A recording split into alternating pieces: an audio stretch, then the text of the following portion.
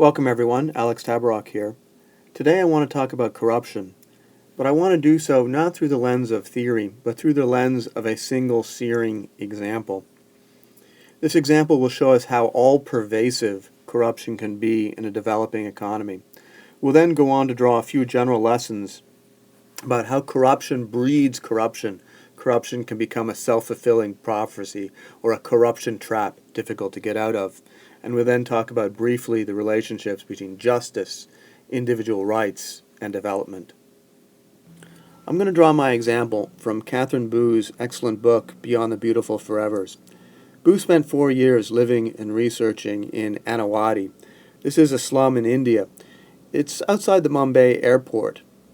The people there are squatters. There's basically just a sewage lake there. And they make their living by scavenging trash from nearby hotels and from the airport. The story centers around a Muslim family, the Husseins, and Abdul, who is the breadwinner in the family. Abdul makes his money by recycling trash, from sorting the trash which is brought in and by taking it to a recycler. And we learn about ordinary corruption, the kind I was expecting. The police will come around and sometimes take his money. Rival gangs will take his money. The police basically acting like a gang. But we begin to see how pervasive, how all-encompassing corruption is. Corruption hangs over this slum like the stink from the sewage swamp. We begin to see this when Abdul's next-door neighbor, a woman, she lights herself on fire. She's basically attempting to commit suicide. Quite a few people in the slum do this through rat poison or other means. It's not a very good life in the slum. However, she's taken to the police, and she claims to the police that the Husseins actually set her on fire. This isn't true, and there's many witnesses who were there to say that it isn't true. In fact, this woman's daughters even tell the police that no, she poured kerosene on herself. It wasn't the Husseins at all. Instead of dropping the case, however, the police officer in charge encourages the woman to change her story to say that the Husseins beat her and basically pushed her into committing suicide. The police officer does this in order to extract bribes, because this is a better story, because with a better story she can get more bribes from the Husseins to actually drop the charges. The Husseins don't pay the bribes, and the father, Abdul, and also his sister are all taken to jail. They're beaten. They're beaten not to extract the truth, but again to extract bribes, to say, if you want us to stop beating you, then you must pay us to stop beating you. In fact, everybody involved takes this tragedy as a means to make money. So the neighbors try and get involved, try and broker a deal between the husband and the Husseins to drop the charges. And eventually this woman dies. She actually dies probably because she had an infection, not from the burns. But the doctor who was looking after her writes that she had burns over 90% of her body. There was no hope of saving her. He does this so that the hospital isn't accused of doing anything wrong, and because once this becomes a murder charge, the amount of money that you can extract from the Husseins potentially increases. As I mentioned, Abdul is beaten, and his mother tries to get him moved from the adult jail into an easier juvenile hall, essentially. And she has to pay a bribe to have a school certify that he's 17. This turns out not to be good enough, however, because he looks older. In fact, he is older. Even though he only weighs 100 pounds, he looks older. So a physician comes in, and the physician also requires bribes. He tells Abdul, if you pay me 2,000 rupees, then you're 17. If you don't pay me, then you're 21. Basically, everybody involved tries to make money out of this tragedy. Abdul later comes to think about this in Katherine Boo's words in the following ways. He says, the Indian criminal justice system was a market like garbage. He means this not that the market was bad. After all, he buys and sells garbage. He means that innocence and guilt could be bought and sold like a kilo of polyurethane bags. This kind of corruption really is endemic in India. There are BPL cards. This is below poverty line cards, which entitle the recipient to subsidized food.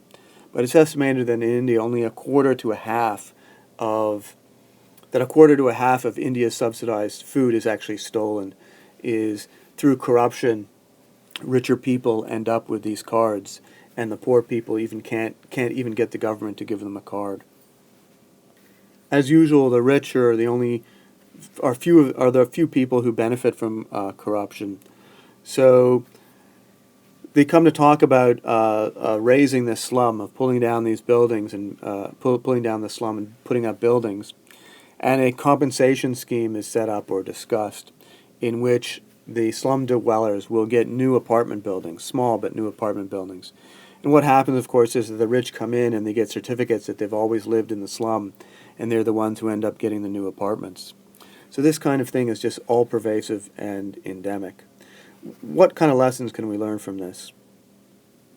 The police, by the way, are typically ranked as among the most corrupt institutions in India, with land records and housing registration becoming second and third. One of the things corruption does is it reduces the incentive to invest and plan.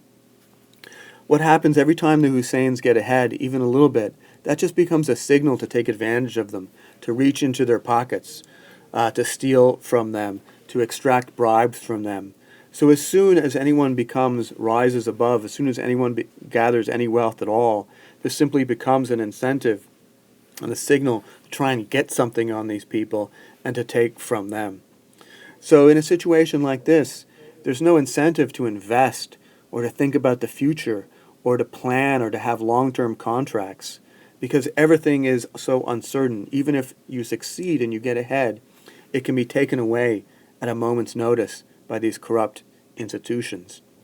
So this corruption, this tax, it breeds short-term thinking and short-term living. Corruption also pays the most when corruption is most rampant. That is, if there's not a lot of corruption, then someone who is corrupt can be caught and punished. But when it's everywhere, it's almost impossible to catch and punish people. Everyone involved is involved. It simply becomes a way of life. So this short-term thinking and this lack of investment, it becomes part of the equilibrium. And in fact, the only way the Husseins eventually get some modicum of success is actually through corruption. So the mother manages to get in on a deal where she says that she is the sort of headmistress of a series of a dozen or so schools. She is paid by the government and by foreign charities to run these dozen schools, and she is given bribes for her part in this scandal, in this corruption scheme. Of course, there are no schools, but that is the only way that they get ahead. So corruption gives and it takes away, and it becomes the only way to survive in a situation like this. I think the most important lesson to take away from this is that justice and individual rights are not distinct from development or independent of development.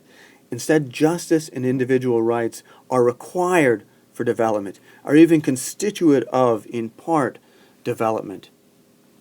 In order for a country to grow, the people need to have some security of their life, their liberty, and their property. People need to know that if they invest for the future, that it is they who will reap the gains of that investment and not others.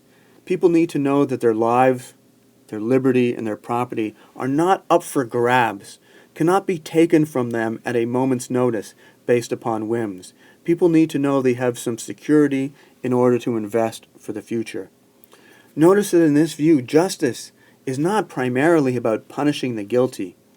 Even more important for justice is that the innocent have a sphere in which they know they have freedom, in which they know they have liberty, in which they know they are not subject to the arbitrary takings of other people.